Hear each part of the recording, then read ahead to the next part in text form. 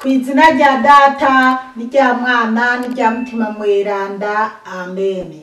Bene wacu dusangiye urugendo rugenda mw'ijuru, ndabaramukije mw'izina rya Yesu Kristo. Nitugire Kristo dusabikanye ijambo ry'Imana riri muri Bibiliya mu gitabo cy'ibyakozwe n'abatumwa ku kigabane cyayo cya 15 kuva ku karongo ka 5 kugeza ku ka 21. Ijambo ry'umutwe twisunga riravuga ngo inama nkuru ya mbere Yeruzalemu ikiranura ibyerekeye igenyerwa.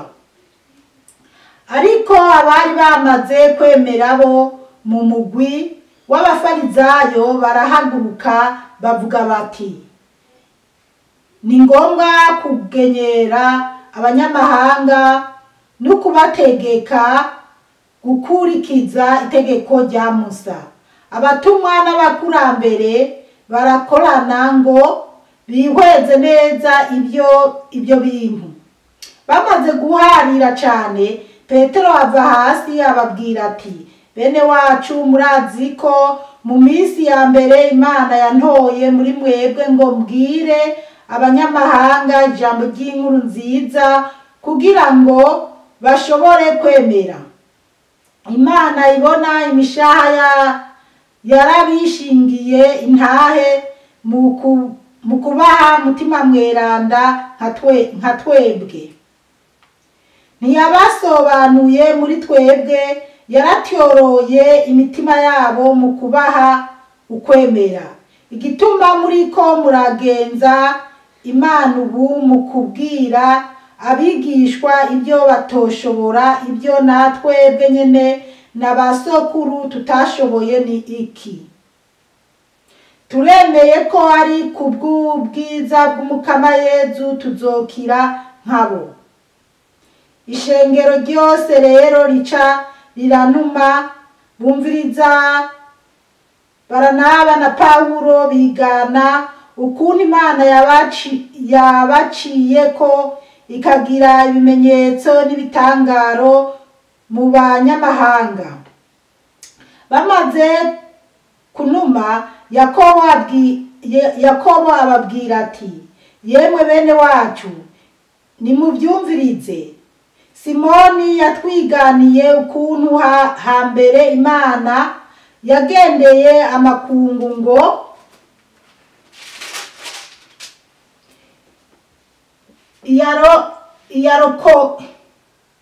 iyaronkemo igihugu citirirwa izina ryayo. Ibyo bihuje n'amajambo y'abahanuzi, kuko handitse ngo, ibyo biheze nzogaruka kandi shinge ihema rya Dawudi ryari ryarahenutse, nzobyura ibyasenyutse subire ndarishinge. Niho rero abandi bantu bazorondera Umukama hamwe n'amakungu yose yumvise izina ryanje. Uko niko Umukama avuze, we arangura ibyo bintu bizwi kuva imyaka. Nico gituma ngira nti, nimureke kugora abanyamahanga bahindutse bakemera Imana, ahubwo tubandikire tubabuze ukwihumanisha ibigirwamana, ubuhumbu, ukurya inyama zitumbye n'ubuseri. Kuva na kera hose Musa yamye afise abamuvugira mu bisagara byose uko isabato ije, bama basomera mu masinagoga ibyo yanditse. Bene wacu muri Kristo Yezu, iri ni jambo ry'Imana. Dushimiye Imana. Alleluya, amen. Alleluya, alleluya, amen, amen. Bana b'Imana, turabandanya kugira ngo dusigukirwe ibijanye no kugenyerwa canke se gusiramurwa. Ijambo ry'umutwe tugiye kwisunga rivuga ngo inama nkuru ya mbere Yeruzalemu ikiranura ibyerekeye igenyerwa. Ngo inama nkuru ya mbere Yeruzalemu yicara igatorera ikibazo canke se igatora umuti w'ikibazo, inyishu kubijanye no kugenyerwa. Gatanu haravuga ngo ariko abari bamaze kwemera bo mu mugwi w'abafarizayo barahaguruka bavuga bati ngo bari bamaze kwemera mu mugwi w'abafarizayo. Muzi neza ko abafarizayo abasadukayo aribo bagiye bahama Yezu, aribo batemera cyane, aribo babyura cyane n'imigumuko. Ariko murumva ko abari bamaze kwemera muri bo bamaze kwemera Yezu Kristo.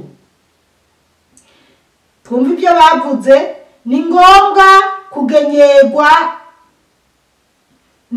kugenyera abanyamahanga no kubategeka gukurikiza itegeko rya Musa.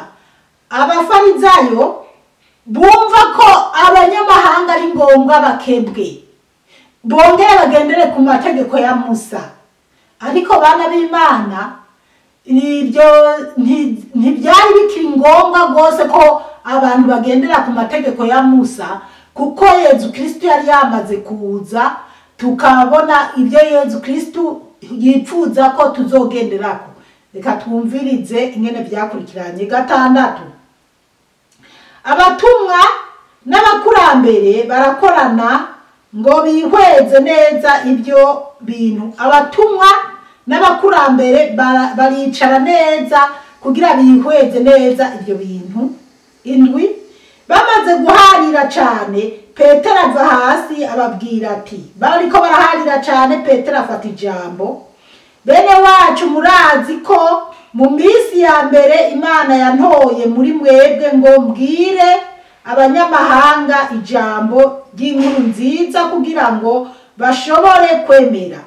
Petero avuga ati, bene wacu, murabizi neza ko Imana yantoye muri mwebwe, Petero, kugira mbwire abanyamahanga, mbwire na mwebwe, mbwire abantu bose inkuru nziza, kugira ngo bashobore kwemera inkuru nziza, babwire inkuru nziza kugira bashobore kwemera. 8, Imana ibona imishaha yarabashingiye intahe mu kubaha mutima mweranda nka twebwe. Ngo Imana ibona mu mitima y'abantu bose, ya twese, ngo yarashinze intahe kugira ihe nabo banyamahanga mutima mweranda avuye ku Mana. Ubwo ni nkaho nyene Imana yashinze intahe kugira abafarizayo b'abasadukayo babone ko n'abanyamahanga nabone Imana ibakunda. 9, ntiyabasobanuye muri twebwe, yaratyoroye imitima yabo mu kubaha ukwemera. Ngo Petero aravuga ngo Imana ntiyabanje kubasobanura ngo ibegezeyo, ahubwo Imana bose hamwe yarabahaye mutima wayo mweranda nabo banyamahanga barimo, aho duca twitoraba n'igihe mutima mweranda aza kubatuma ubwa mbere.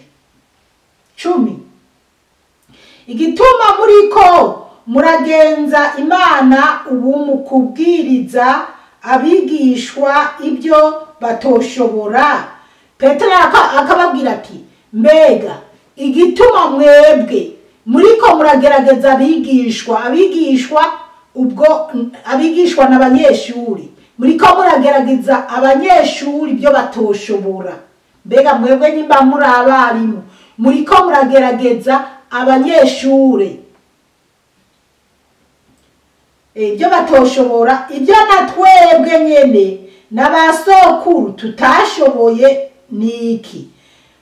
Petero akavuga ati, muriko murafata abanyeshuri, muriko murabahatira ku bintu twebwe nyene nka ba Petero n'abatumwa ba Yezu Kristo n'abasokuru bacu wanashaka batashoboye, nabo batashoboye. Ni kubera iki? Turi no ngaha gusa abana b'Imana, natwe twoshobora kuyibaza igituma hari abantu bahambirira, na Bibiliya bivuga ngo biyambika neza ukuntu ngo bagahambirira imizigo ku bandi nabo badashoboye kwikorera. Rero na Petero rero aravuga ati, mwebwe barimu, twebwe barimu, kubera iki turiko turafata abanyeshuri tubahambirira ngo bakore ibintu natwe byatunaniye. Turabandanya 11 turemeye ko ari kubw'ubwiza bw'umukama Yezu tuzokira nkabo. Turemeye ko ari kubw'ubwiza bw'umukama Yezu tuzokira nkabo. Petero aravuga ati turemeye ko kubera ubwiza bw'umukama Yezu canke kubw'ubwiza bw'umukama Yezu tuzokira nkabo. Nabo bazokira, abanyamahanga nabo ba Petero, mbese kubera ubwiza bw'umukama Yezu na twese nyene n'abanyamahanga na anya duca turaba nabajya ducira imanza ngo n'abanyabyaha niki nabone umunsi tutaba tuzi canke twebwe turaba iby'iwacu canke tuvuga ijambo ry'Imana nk'uko ryanditse, nabo tubona ko ari baruhebwa. Hari igihe bishika ugasanga byagenze neza, na cane ko ngaha naho tubona ngo Pawulo kandi tuzi ukuntu Sawuli yarameze, nyuma akaba ari wari karazana abantu benshi kuri Kristo. 12 ishengero ryose rero rica riranuma, ngo abantu rero baca baranuma. Hatwo kwibuka igihe Yezu bamuzanira wa mugore w'umusambanyi bagomba kumwicisha amabuye. Yezu uti abatarakora icyaha nibatora ibuye bamutere. Bagaca bahera bagenda bukebuke. Rero naha iryo shengero ryariko riragumuka ngo mpaka ngo nibakebwe, nabo badakebwe ntibikunda. Urumva baciye banuma. Bumviriza Baranaba na Pawulo bigana ukuntu Imana yabaciye ko ikagira ibimenyetso n'ibitangaro mu banyamahanga. Baca bumviriza Pawulo ukuntu cyagihe bariko baragenda baca muri za Samariya, ukuntu bavuze ijambo ry'Imana abanyamahanga bakabumviriza, kandi abanyamahanga bakaza neza bagakurikirana ijambo ry'Imana igihe Pawulo yari karagenda kuvuga ubutumwa bwiza na Baranaba. 13 bamaze kunuma, Yakobo ababwira ati Pawulo na Baranaba bamaze guheza kuigana ingene aho baciye bavuze inkuru nziza abantu bakajakira. Yakobo na wacu afata ijambo. Yemwe bene wacu nimunyumvirize. Aravuga ati bene wacu nimunyumvirize, mwumvirize icyo ndababwira. 14 Simoni yatwiganiye ukuntu hambere Imana yagendeye amakungu. Ngo Simoni, aha hamwe twabona Petero afata ijambo. Simoni niwe Petero. Ngo yatwiganiye ukuntu hambere Imana yagendeye amakungu. Ukuntu Imana yagendeye amakungu ngo yaronkemwo igihugu citirirwa izina ryayo. Mbese ukuntu Imana yagendeye amakungu, nka Imana yagendeye ibihugu byose irondera igihugu cyohi cyubahira Imana, igihugu cyo kwakira Imana kikayishira hejuru kikayiminahaza. Haleluya, amen. Barundi rero twashize Imana imbere, dukomere mu kuguma ducana umuriro nyene wake gose, igicaniro gihore cyaka, dusenga tuninahaza Imana, tubandanya kuyiha ikibanza cya mbere kandi iragikwiye. Haleluya. 15 ibyo bihuje n'amajambo y'abahanuzi, kuko handitse ngo ibyo rero byari bihuje n'amajambo y'abahanuzi bimwe Petero canke Simoni yari karavuga canke yari yababwiye. 16 ibyo biheze nzogaruka kandi shinge ihema rya Dawudi ryari ryarahenutse, nzobyura ibyasenyutse nsubire ndarishinge. 17 niho rero abandi bantu bazorondera umukama hamwe n'amakungu yose yumvise izina ryanje. Uko niko umukama avuze, we arangura ibyo bintu. 18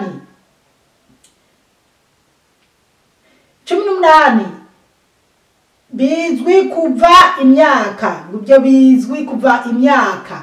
Ubwo ibisinda bihagaze ko cyane, hari utujambo ngomba ko tuza gutebako. Akajambo ka 19 haravuga ngo nico gituma ngira nti, ngo nico gituma avuga ngo nimureke kugora abanyamahanga bahindutse, ngo nimureke kugora abo banyamahanga bahindutse nubwo batasiramuwe ariko barahindutse bemera umukama Yezu, bakemera Imana. Ngo navuze umukama Yezu ariko hano handitse ngo bemera Imana. Wemeye Imana aba yemeye umukama Yezu. Rero ngo nibareke kugora abo bantu bemeye guhinduka bakemera Imana. Reka ngira icyo mvuze ngaha, bana b'Imana mu bantu rero murumva ko ibi byose byari byazananye kugusiramurwa. Aha hantu tuhateye ko gato, bana b'Imana, abantu turangana cyane urwango ruri mu banyamadini, urwango ruri mu banyamadini ni rubi cyane gusumba oya n'ibindi byinshi nibibi. Hari byinshi bibi ariko nasanze n'urwango ruri mu banyamadini ni rubi kweri, ni rubi pe. Mbarira nawe je kunyanka kubera ndi umukatolike ukumva ko uri kuraja mu ijuru kweri, canke jewe kuba ndiko ndakwanka kuko uri umuyisilamu, kuba ndiko ndakwanka kuko uri umupenigote, ubu kweri ndoba ndiko ndaja mu ijuru? Aba rero bavuga bati dutegerezwa kugendera ku itegeko rya Musa. Musa niwe yategeka ko abantu bagenyerwa, kandi iryo tegeko Yezu ataraza koko ryaragenderwa ko ryari rihari cyane. Mbega ni nkaho womenga yari ngibatisimu abantu baba bahawe igihe baba bagiye kugenyerwa. Ariko kandi ikindi nacyo na Yezu yaragenyerewe. Ubwo rero abana b'Imana ntidukwiye, urumva ko aha barabikiraniye baravuga bati nimureke kugora abo bantu muvuga ngo bagenyerwe canke ngo nirazima n'abanyamahanga babagenyerwe. Hari na basogokuru bacu batigeze bagenyerwa, hari na muri twebwe hari abatagenyerewe, kandi Yezu yaradutoye tutagenyerewe. Urumva ko n'igihe yagenda aratora babandi bose abatora, bamwe bazake n'abandi agendera batora, abandi bagira abatumwa, ntabwo twumva ngo yaciye abagenyeye. Oya, yabatora batagenyerewe, batari no mu bafarizayo cyangwa abasadukayo. Ubwo rero ntidukwiye rero gupfa ko bamwe bagenyerewe abandi batagenyerewe, ahubwo icyo dukwiye kuhanga amaso ni umusaraba wa Yezu Kristo, cyane no kwemera inkuru nziza, no kwemera Imana. Turabandanya bakemera Imana. 20 havuga ngo ahubwo tubandikire tubabuze. Ahubwo reka twumve ibyo Petero ashaka ko abantu bagira. Ahubwo tubandikire ikete tubabuze ukwihumanisha ibigirwamana, ngo bababuze kwihumanisha ibigirwamana. Ibyo bababuza kwihumanisha ibigirwamana murabizi ni bimwe, ariko hari abandi bavuga ngo kiranga ngo ari Imana y'abarundi canke ngo ari Imana nyene nuko ngo bayisenga mu buryo bitazwi sinzi. Ariko gusa murazi ko hari abantu usanga bijya bintu byo guterekera, ugasanga bagiye mu bintu byo guterekera, ngo bariko baratekerekera bapfuye, ngo bariko barabagaburira, ngo bariko barabaha inzoga, ibintu nk'ibyo. Bijya rero Petero akavuga ati tubandikire tubabuze ibintu byo kugira gute, ahubwo tubandikire tubabuze ukwihumanisha ibigirwamana, tubabuze kwihumanisha ibigirwamana, ubuhumbu babandikire bababuze ubuhumbu bwo murazi bwatsi indaro mw'iyi si. Mbere hahongera byari bikigendeka bwa buhumbu bwo kubona abagabo batabagore canke abagore bagata abagabo canke nyene kurenga ibigo gutyo. Ubuhumbu ukurya inyama z'intumvyi n'ubuseri, ngo kurya inyama z'intumvyi n'ubuseri, kurya inyama z'intumvyi bana b'Imana mu Burundi murazi hari haheze imisi batarya inyama z'inka canke mbere n'impene nyuma n'ibiki ngo hari hagezwe ingurube. Rero ushobora kurya, wowe ugiye kurya ikintu cyapfuye utazi cyakishe. Ibyo rero bababwira ati ntukarye ikintu utazi cyakishe, kuko ntuzi ingwara cyari kigwaye. Muzi ko abantu bahora barya inyama zipfishije cyane nk'izari zigwaye ingwara, ngira corona yari yavuye mu bantu ija mu bitungwa byo mu Burundi.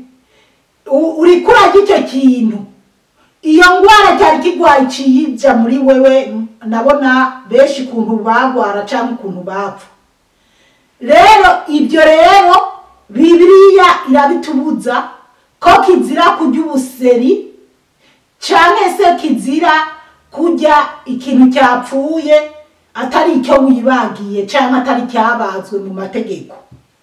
Ibyo rero barabibuza, nubwo abantu naho inka yaba yipfishije canke ikintu kipfishije hari abagihamba, hariho n'abandi baza kukizura. Ariko uko biri kose abantu bemera Imana ntibakwiye kuza barajya bene ibyo bintu. Urumva ibi nanje ni nk'ari bishasha kuri jewe, namapfa kwirira inyama cane cane mu makambi. Nabona n'ibiki niyo bahora batubwira ati yo tiburya zirya nyama murya, ati barabagiramo n'ibibwa canke se ngo n'umuntu basanze aho umuntu yaguye ngo baramubaga neza bagashiramo.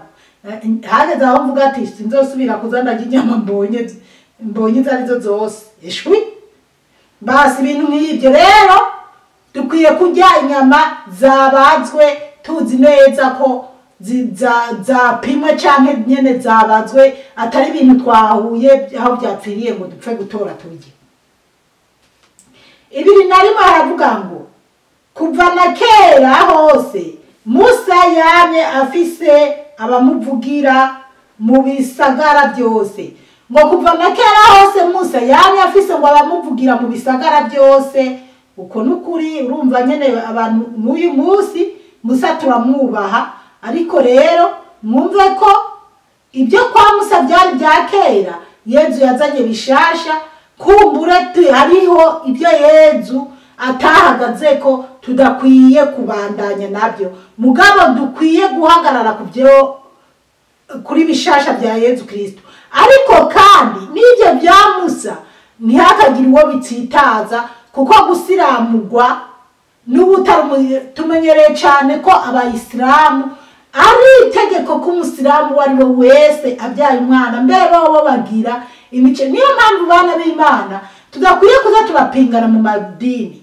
Nyimba umuyisilamu akurikiza itegeko ryo muri Bibiliya ryo kuvuga ati umwana amaze iminsi ndwi bategerezwa kumugenyera, bareke uko nukwemera kwabo. Nawe ugira ibyawe mugabo ntuvuge ngo abayisilamu ngurumva ngo nibasenga gukibiki nibikihoka. Reka twese dusenge twubaha Imana yenye nizijonjorera. Jeho Yezu yaranyibwiriye ngo mwana wanje umugeni wanje si dini. Rero ubwo nuko tubandanye uko isabato ije. Musa uko isabato ije haba hari abasoma ibitabo abavuga amategeko bakwiye kugenderako. Bama basomera mu masinagoga ibyo yanditse ngo buri sabato ukwije. Bama basomera mu masinagoga canke se mu masengero uko amategeko Musa yabashinze yategetse ko abantu bagomba kuyagenderako. Murumva rero bana b'Imana ntibyari byoroshe, ariko aba batumwa nabo bakavuga ati biriya rero Musa yahora azana amategeko yiwe bakayasomera mu masinagoga canke se bakayasomera mu masengero. Ubu ntabwo dukwiye kubihambirira kw'abantu, ahubwo reka turaba bariko baremera ijambo ry'Imana, bemera Imana. Twabibonye ku karongo ka 19 aho twabonye ngo nimureke kugora abanyamahanga bahindutse bakemera Imana. Aleluya, amen. Tuzobandanya gusigukirwa ibyigenyegwa ntibirahera. Umukama Imana abahezagire cyane, mwarahezagiwe n'Imana. Ku izina rya Data, rya Mwana, rya Mutima Mweranda, amen.